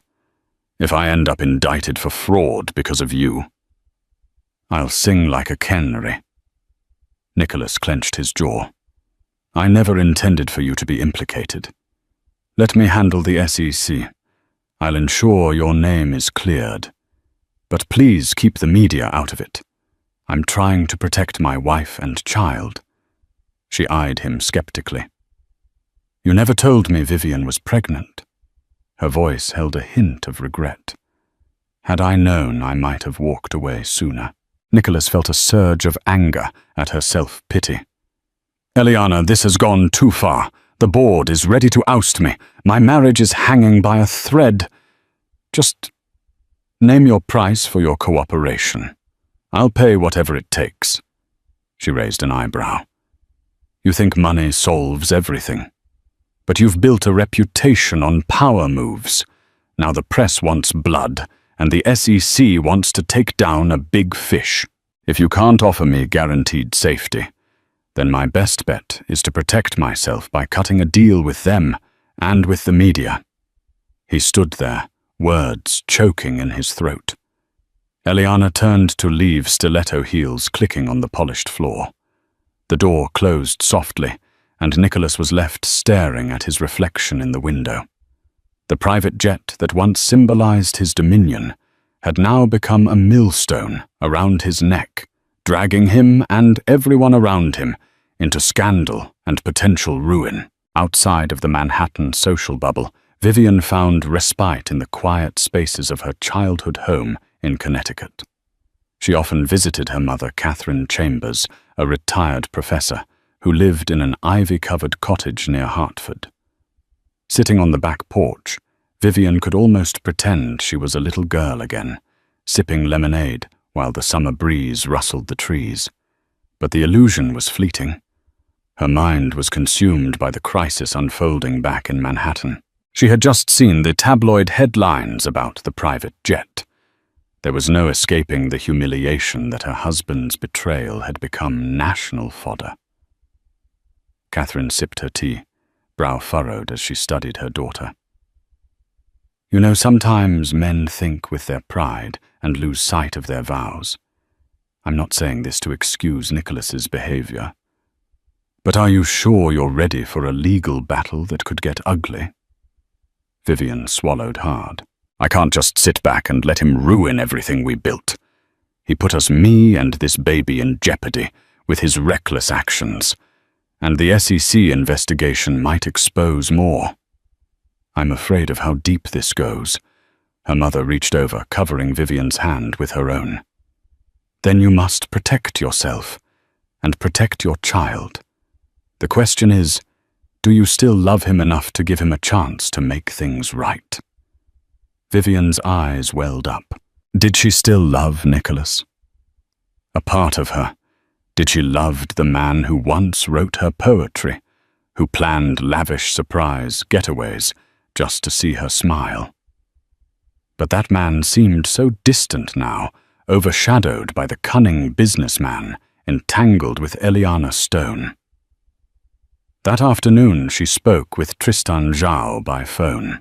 He laid out her options file for a legal separation, pursue a divorce, or demand that Nicholas sign an agreement giving her majority custody and financial security should the SEC investigation escalate. Tristan's advice was clear. "Vivian, you hold more power than you think. Nicholas stands to lose far more if you take him to court. The board won't want a scandal-ridden CEO. If you choose to, you can force concessions out of him. Vivian felt a swirl of conflicting emotions: anger, betrayal, guilt, sorrow. Catherine's question echoed in her mind. Do you still love him enough to let him fix this? The straightforward answer was that she wasn't sure. But she knew one thing with absolute certainty: she would not remain silent. She would not let Nicholas overshadow her rights or her child's future. As evening fell, she made a decision. She would return to Manhattan and confront Nicholas face to face with a proposed settlement. If he was serious about protecting their family, he would meet her terms. Otherwise, she would walk away no matter the cost. She would not be another powerless wife, overshadowed by a wealthy husband's misdeeds. The crossroads was set, and Vivian intended to choose her path with eyes wide open. Nicholas sat at the mahogany dining table, the remnants of a half-eaten dinner growing cold. His appetite had vanished hours ago, replaced by a consuming dread of what might happen next. Time felt suspended, the flickering city lights beyond the penthouse windows, casting dancing shadows against the walls. Suddenly the elevator chimed and Vivian stepped into the foyer. Her expression was resolute, not the tearful vulnerability he'd grown accustomed to. Nicholas rose. "Vivian," he began, voice tentative. She raised a hand to stop him. "We don't need to rehash the affair details. I'm here for a different reason." She pulled a slim folder from her handbag and placed it on the table. "I had Tristan draft this." Nicholas swallowed. "What is it?" "A provisional settlement agreement." She answered, her tone as cool as a lawyer delivering a verdict. "It spells out what happens if I file for legal separation or divorce, particularly regarding custody of our child's spousal support and my share of your assets." He opened the folder and skimmed the pages, eyes widening at some of the clauses. "You want the penthouse and a substantial share of Harrington Innovations stock." "Vivian, this is—" "You owe me that much, Nicholas," she cut in. "I supported you for years, sacrificed my career, and believed in you without question. If you tarnish our marriage and jeopardize our child's future, this is the price you'll pay." He flinched at the coldness in her voice. "I understand your anger, but you must see this from my perspective. My company is under investigation. If I sign this, the board will see it as a sign of instability. The stock value will drop. It could spark a panic." Vivian's eyes flickered with conflicting emotions. "That's not my fault. You created this mess." She gently placed a hand on her pregnant belly. "I'm thinking about our child's security. If you're indicted or forced to resign, you'll lose so much. I can't risk being left with nothing." Nicholas breathed deeply. Slowly, he closed the folder and ran his hand across the cover. "If I sign this, will you give me a chance to fix things?" Vivian hesitated, her eyes searching his. "That depends on your actions.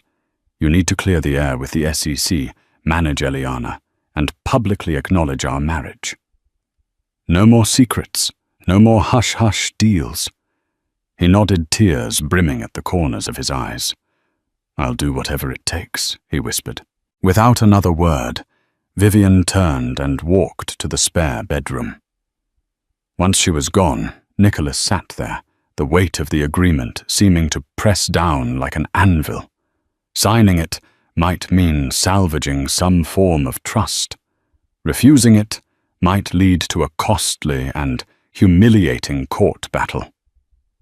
Either way, his fate now lay in the fine print of that folder and in the unwavering resolve of the wife he had wronged. The air outside the SEC's New York regional office was thick with August heat and anticipation, A line of reporters had already begun to form across the street, cameras aimed like rifles, ready to capture the slow dismantling of a reputation once thought untouchable. Nicholas Harrington emerged from the back seat of a sleek black town car, flanked by his chief legal counsel Henry Caldwell and 2 junior associates. Dressed in a charcoal grey suit, every inch of him appeared immaculate, except for the strain around his eyes. It was the look of a man who had spent too many nights staring at the ceiling, wondering when everything would fall apart. Inside the hearing room was antiseptic windowless and devoid of comfort. At the long table sat a panel of SEC officials, each with folders thick enough to suggest they already knew more than they were letting on. Among them was Grace Lee, the lead investigator, sharp, unblinking, and known for unearthing white-collar deception with surgical precision. Nicholas took his seat. A court reporter adjusted her machine. A bottle of water was placed in front of him. He didn't touch it. The oath was simple. "Do you swear to tell the truth, the whole truth, and nothing but the truth?" "I do," Nicholas replied, though the words caught briefly in his throat. Henry began speaking first in a calm, strategic tone. "My client is here in full cooperation. While recent headlines have painted a dramatic picture, we are confident this testimony will clarify misunderstandings. Mr. Harrington has nothing to hide." But Grace Lee wasn't here for Grace. She leaned forward, her voice steady and clipped. "Mr. Harrington, can you explain the series of wire transfers from your personal trust to Stone Enterprises? Several occurred within 48 hours of your company's major acquisition announcements. Would you categorize those as gifts, loans, or something else?" Nicholas swallowed hard. They were loans. Personal investments to support Ms. Stone's business initiatives. "Business initiatives," Grace repeated, tapping her pen. "Interesting, considering Stone Enterprises doesn't appear to operate any physical locations or provide services. Its listed address traces to a mail forwarding center in Soho." Nicholas felt heat rising under his collar. "Eliana Ms. Stone was in the process of launching a non-profit. I believed in her cause." Grace raised an eyebrow. "And the Gulfstream G650, purchased via subsidiaries connected to Harrington Innovations, transferred into her name. Does that fall under your philanthropic beliefs as well?" The room went quiet. Even Henry seemed to pause. Nicholas tried to recover. "That was a miscalculation. It was meant to facilitate her travel to charity events overseas. There was no intention of misleading the board or regulators."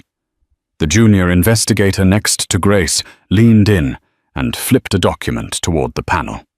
"We have emails between Ms. Stone and one of your assistants discussing keeping things off the books."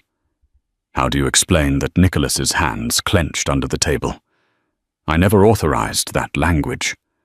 If it happened, it was a mistake by a staff member." The air tightened.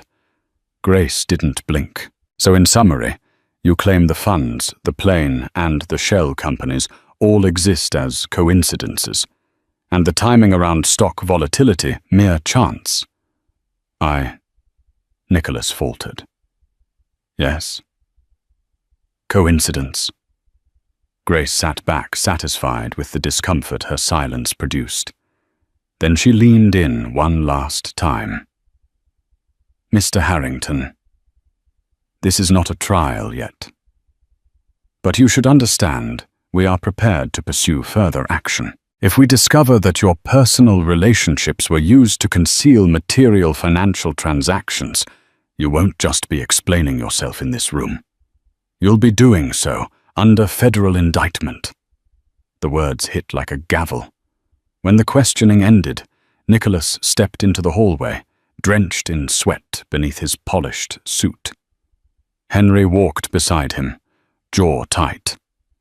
"Nothing's definitive yet," Henry muttered. But they're closing in. We need to get ahead of this fast. Outside, the sunlight was blinding. Flash bulbs erupted the second Nicholas appeared. Reporters shouted questions, but he kept walking, expression unreadable. And then, just beyond the press line, he saw her. Vivian stood quietly, her coat folded neatly over her rounded belly. Her eyes met his, not with hatred, not with pity, but something colder clarity. The kind that no lie could pierce. She nodded almost imperceptibly, then turned and left. Nicholas didn't call after her. He couldn't, because at that moment, he understood he hadn't just been under oath in front of the SEC. He'd been under oath before the woman whose trust he had shattered, and in both courts, he was failing. The day Manhattan Family Court summoned the Harringtons, the city seemed to mirror their turmoil, overcast skies, cold drizzle, and a wind that cut through coats and certainty alike. Vivian sat in the back seat of her legal counsel's car, hands gently folded over her rounded belly, her heart steady, but her mind a whirlwind. In her tailored navy dress and cream coat, she looked the part of elegance, but underneath, she was bracing for war. Nicholas, on the other hand, arrived separately with his legal team. Face drawn, suit pressed, but soaked at the edges from the rain. The once revered tech mogul now moved with the stiffness of a man walking into his own reckoning. His wife, the woman who once toasted his Forbes cover in Santorini, was now his opponent in a courtroom that would define more than custody. It would define character. Cameras flashed in the foyer. The tabloids had already christened the event the billionaire marriage collapse of the year. Inside, fluorescent lights and the low murmur of clerks filled the courtroom with a sterile judicial hush. But beneath the procedural tone, hearts thundered. Judge Wallace, known for his impartial but razor-sharp mind, presided from the bench, glancing between the two parties with practiced observation. Vivian rose first. At her side stood Tristan Zhao, her family attorney, sharp as ever, his calm anchoring her presence.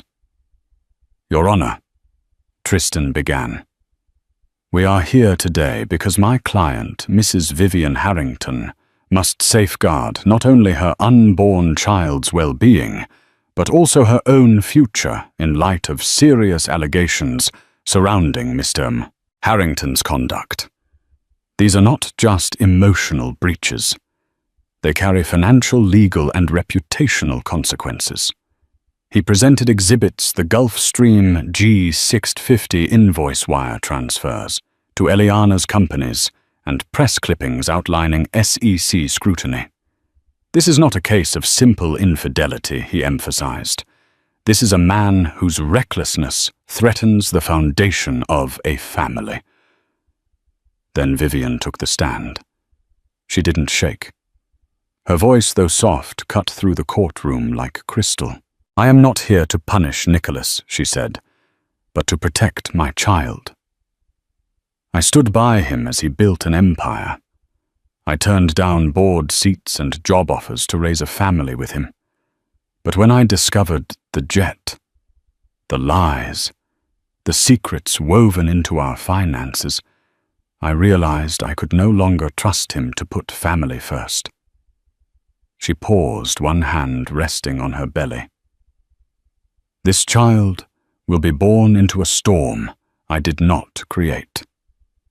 And so I ask this court for separation custody and clear boundaries. I need to know I'm not tied to a future of consequences that I didn't choose."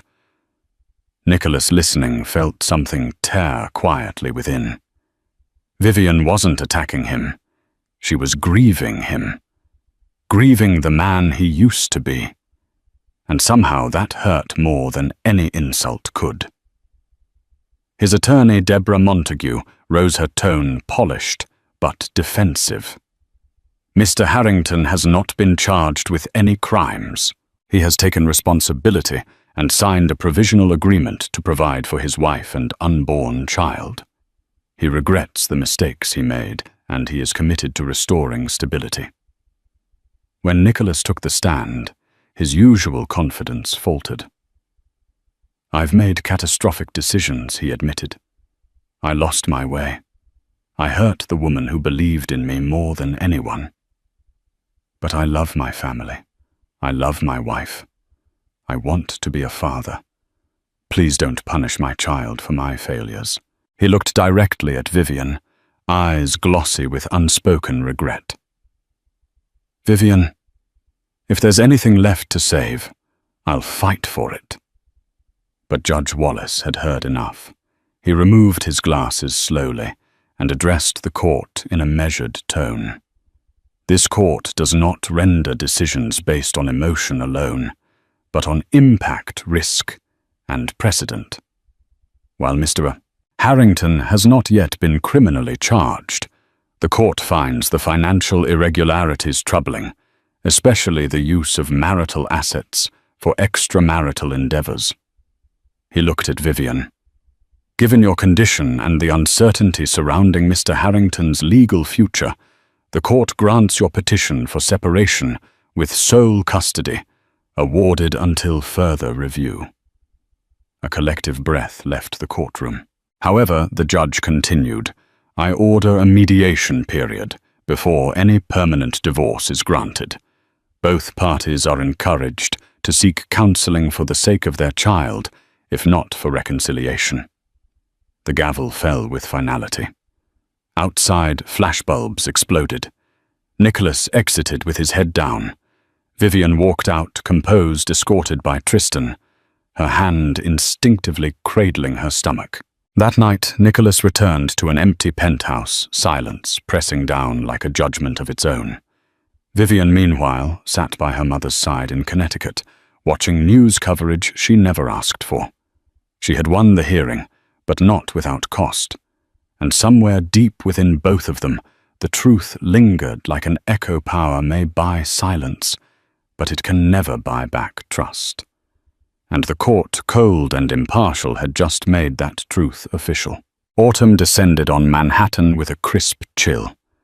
Leaves in Central Park turned burnished gold, a stark contrast to the somber mood that enveloped Nicholas. The separation hearing had concluded, leaving him in a purgatory of legal limbo. Harrington Innovations Board pressured him to step down as CEO temporarily until the investigations concluded. Eliana Stone had vanished from public sight, rumored to be negotiating a quiet settlement of her own with the SEC. In the midst of this maelstrom, Vivian's pregnancy progressed. She was nearing her 7th month, glowing despite the emotional upheaval.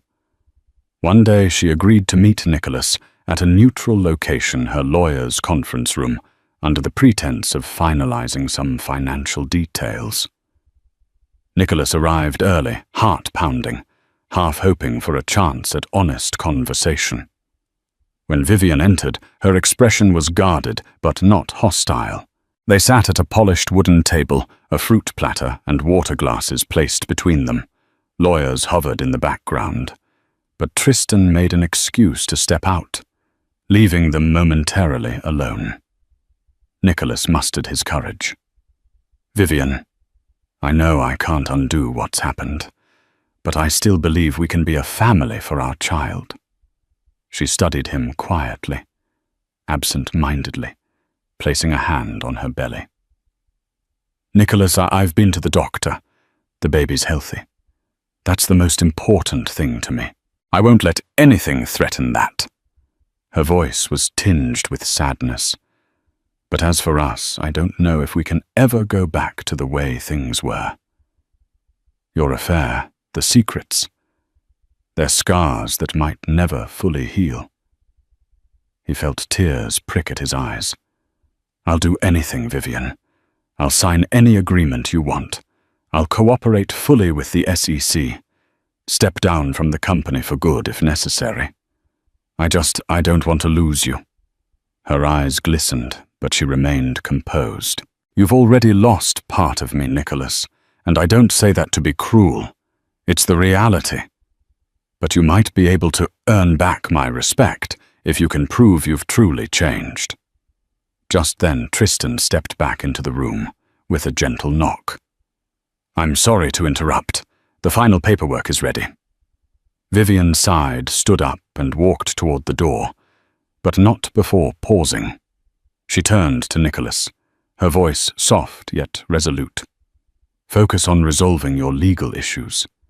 Get the help you need. Let's bring this child into a world without fear. Then maybe we'll see if there's a chance for us." As she left, Nicholas clutched the edge of the table, emotions crashing over him in waves. He was neither free nor entirely condemned. The fate of his marriage, his reputation, and even his future as a father rested on his ability to atone for past sins. For now, he would stand on the precipice of redemption, heart-pounding, hoping that one day the scales might tip in his favor, and that Vivian would find it in her heart to forgive him. 6 months later, a hush fell over a pristine maternity suite at Mount Sinai Hospital. It was the day that would rewrite the destinies of Nicholas and Vivian Harrington. Vivian was in labor, surrounded by an aura of calm determination. Tristan and Catherine, her mother, stood by for moral support. After hours of tense waiting, Nicholas arrived. He looked visibly drained, but resolute. The SEC investigation had finally concluded, leading to a negotiated settlement in which Nicholas admitted to minor infractions, but avoided criminal charges. He had also resigned from Harrington Innovations, relinquishing his CEO title in exchange for a consultancy role. The board accepted his departure as a necessary act to restore the company's public image. Though Vivian had held firm on their legal separation, she had allowed Nicholas the opportunity to be present for the birth of their child.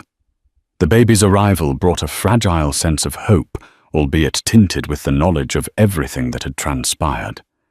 In the hallway, Nicholas paced anxiously, memories flooding his mind, his first date with Vivian, their wedding day, the day he discovered she was pregnant. Each memory was a bittersweet reminder of how far they had strayed from their dream. The door to the maternity suite opened, and Catherine beckoned him inside. Vivian lay reclined, sweat on her brow, but her face softened when she saw him. "The baby's almost here," she said, breathless between contractions.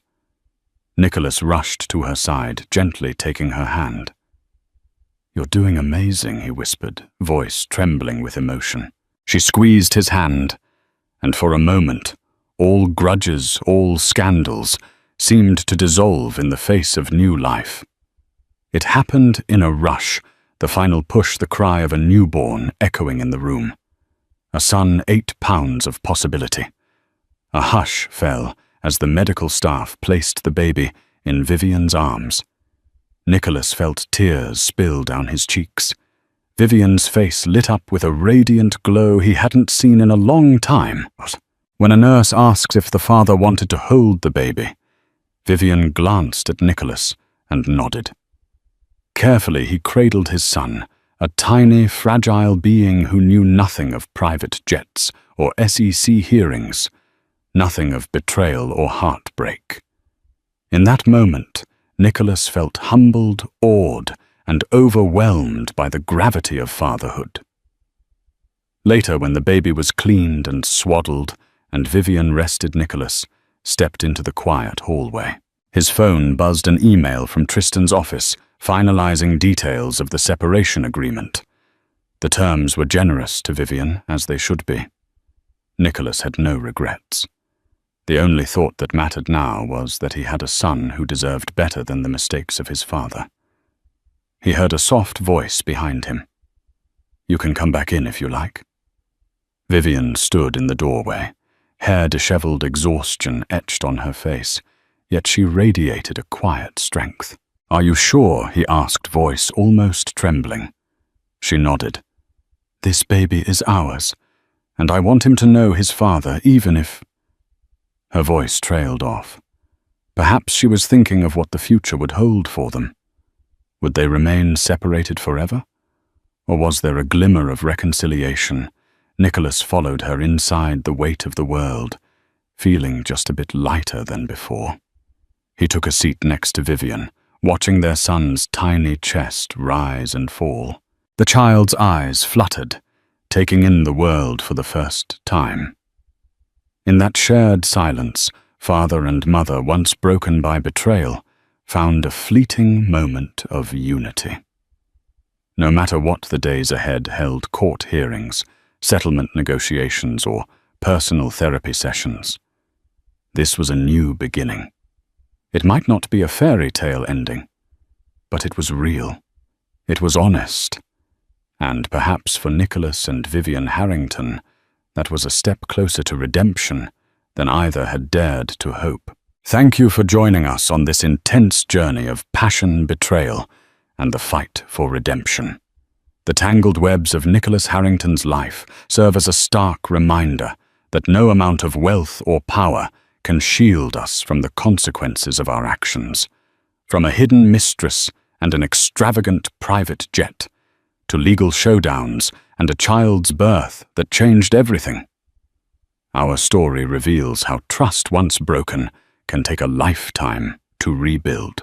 Yet in the darkest moments, hope may still emerge if one chooses humility and honesty.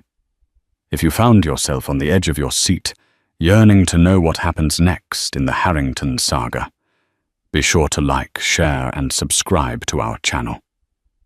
Your support helps us bring more gripping stories to life. Stay tuned for our next riveting tale, because in the world of real-life drama fiction, there's always another twist around the corner.